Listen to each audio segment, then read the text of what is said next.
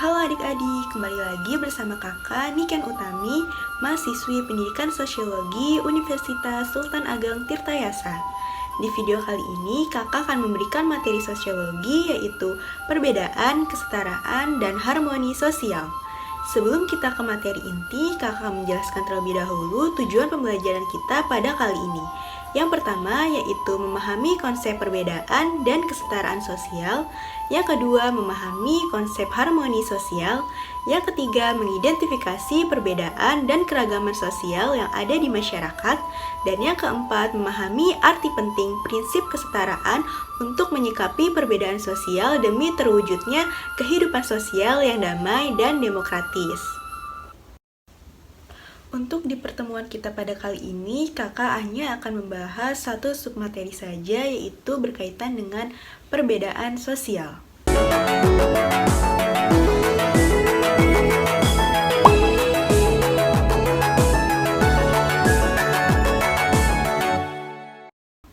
Perbedaan sosial. Pernah nggak sih kalian menemukan sebuah perbedaan di dalam kehidupan kalian? Kalau belum, kakak akan memberikan satu contoh kecilnya nih. Misalnya, kalian berada di kelas 11 IPS 1. Nah, di kelas 11 IPS 1 ini pastinya terdapat beberapa siswa atau siswi dengan jenis kelamin yang berbeda, agama yang berbeda, budaya yang berbeda, atau bahasa yang berbeda. Bahkan orang tua kalian mungkin aja memiliki mata pencarian yang berbeda pula. Nah, dari perbedaan-perbedaan tersebut dapat kita sebut sebagai perbedaan sosial. Perbedaan sosial itu akan terus ada di masyarakat loh. Perbedaan sosial ini terdapat dua jenisnya, yang bersifat horizontal atau mendatar dan yang bersifat vertikal atau bertingkat. Perbedaan yang bersifat horizontal ini biasa disebut sebagai diferensiasi sosial, dan yang bersifat vertikal biasanya disebut sebagai stratifikasi sosial.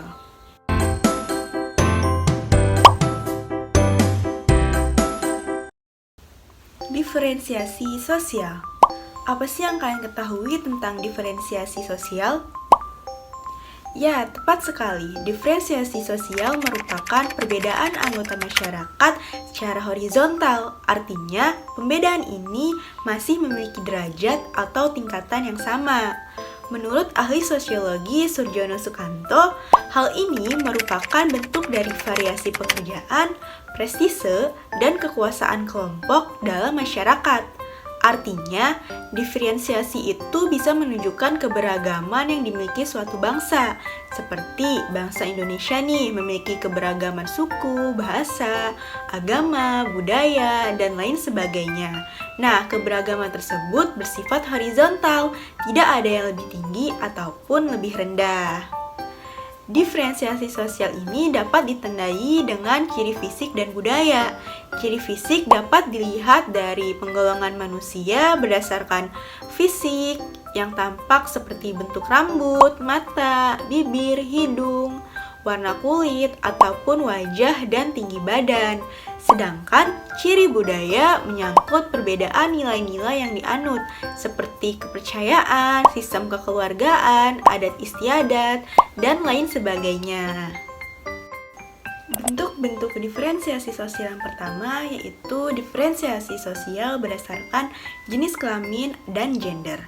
Pembedaan berdasarkan jenis kelamin ini tidak dapat dipertukarkan karena merupakan kodrat dari Tuhan Yang Maha Esa. Sedangkan gender sendiri dapat dipertukarkan antara laki-laki dan perempuan.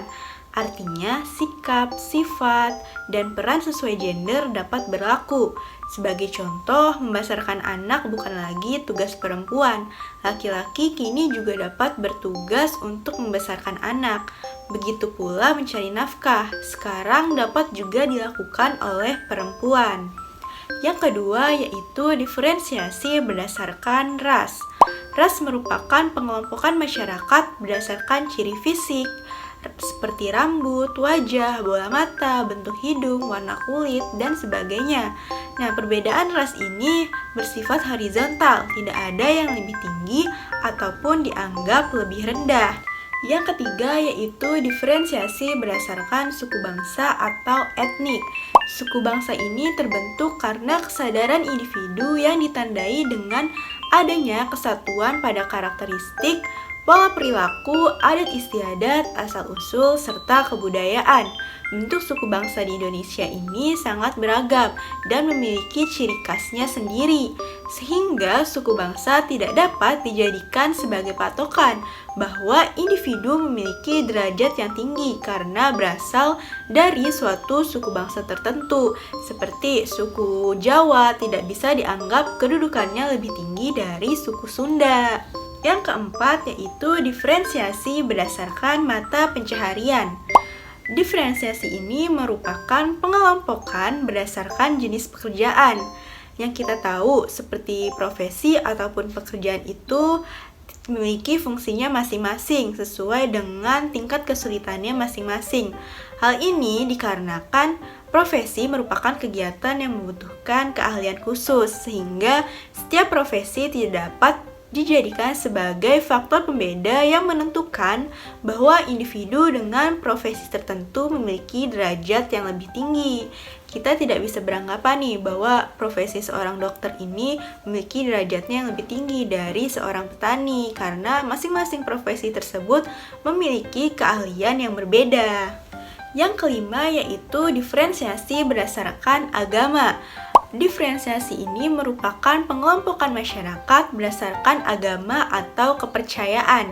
Pembedaan agama ini merupakan perbedaan secara horizontal, artinya antara agama yang satu dengan yang lainnya bersifat sederajat.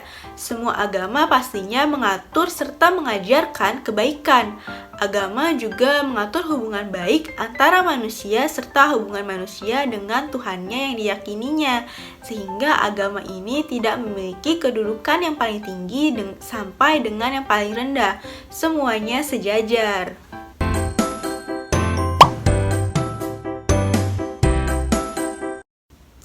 Selanjutnya yaitu stratifikasi sosial. Apa sih yang kalian ketahui tentang stratifikasi sosial? Ya, tepat sekali. Menurut Pitirim Asorokin, stratifikasi sosial adalah pembedaan penduduk atau masyarakat dalam kelas-kelas secara bertingkat yang diwujudkan dalam kelas tinggi, sedang, dan rendah. Dasar dari stratifikasi sosial yang pertama yaitu kekayaan. Kekayaan ini berkaitan dengan pendapatan, sehingga individu yang memiliki kekayaan paling banyak termasuk dalam lapisan teratas. Kekayaan tersebut bisa dilihat dalam bentuk rumah, mobil pribadi, cara menggunakan pakaian, kebiasaan berbelanja, dan lain sebagainya. Nah, biasanya orang yang dianggap memiliki kekayaan yang lebih tinggi ini akan lebih dihargai oleh masyarakat sekitar. Yang kedua yaitu kekuasaan.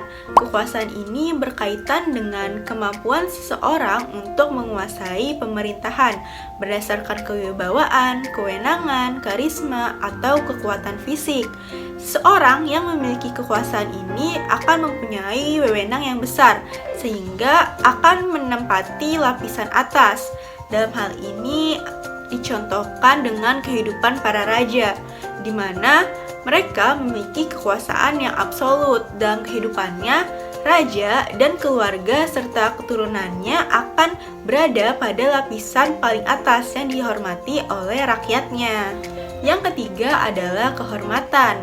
Seorang yang dihormati dan disegani di masyarakat akan menempati lapisan atas dalam stratifikasi sosial.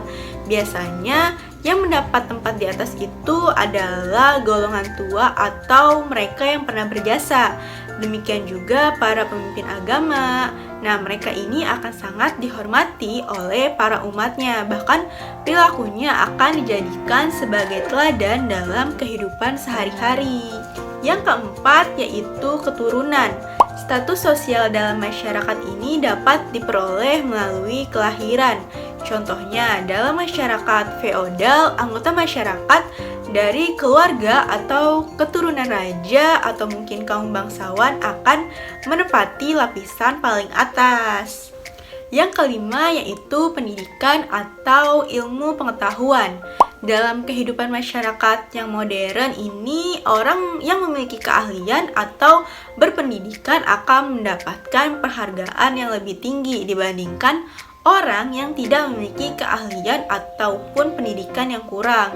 Contohnya, sekarang ini seorang yang berpendidikan tinggi seperti sarjana akan lebih memiliki kesempatan untuk memperoleh kekuasaan atau jabatan dalam suatu institusi dengan lebih mudah dibandingkan dengan seseorang yang hanya lulusan SMA atau sederajat. Selanjutnya ada sifat dari stratifikasi sosial. Yang pertama yaitu bersifat terbuka.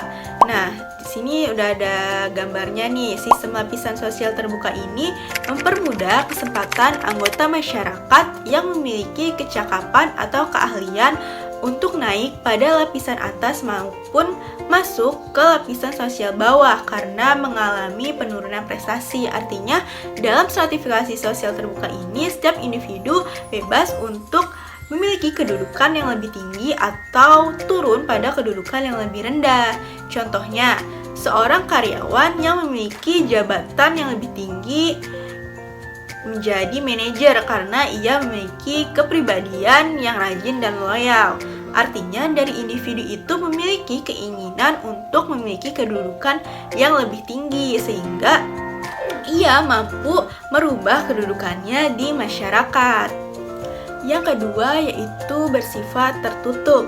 Sistem lapisan sosial tertutup ini membatasi perpindahan status individu untuk naik ke lapisan atas atau turun ke lapisan bawah. Artinya, sistem pelapisan tertutup biasanya berdasarkan pada keturunan, sehingga individu tidak bisa untuk menaik kelas atau turun dari kelas sosialnya.